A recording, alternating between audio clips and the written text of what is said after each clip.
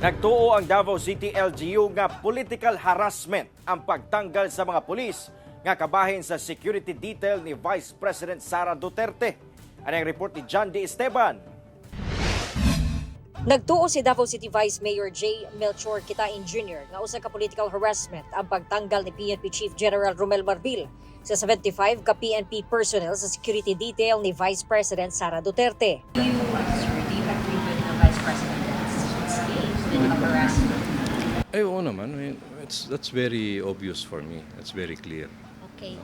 So we just hope that everything will clear in a couple of days.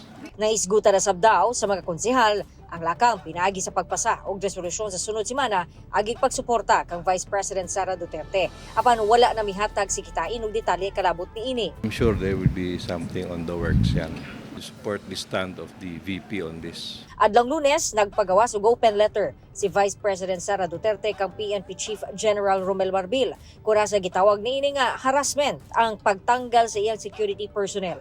Gitawag usab sa VP nga bakakon si Marbil tungod wala matud pay request nga tanggalon ang PNP personnel sa iyang security detail.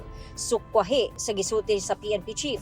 Igo ra daw gisultihan sa Police Security and Protection Group o PSPG ang Office of the Vice President nga kuhaon ang mga personnel dayon migula na ang relief order. Nabalaka usab si VP Sara gumikan sumala niya dunay mga PNP operative nga miadto sa lugar kung asa siya nagpuyo og agihang mga anak aron daw mag-casing.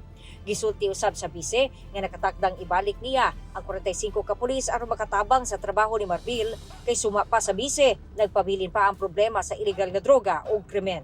Wala pa mi komento si General Marbil kalabot niini. Kauban si Jojo Solarte sa kamera, si John D. Esteban para sa One Mindanao.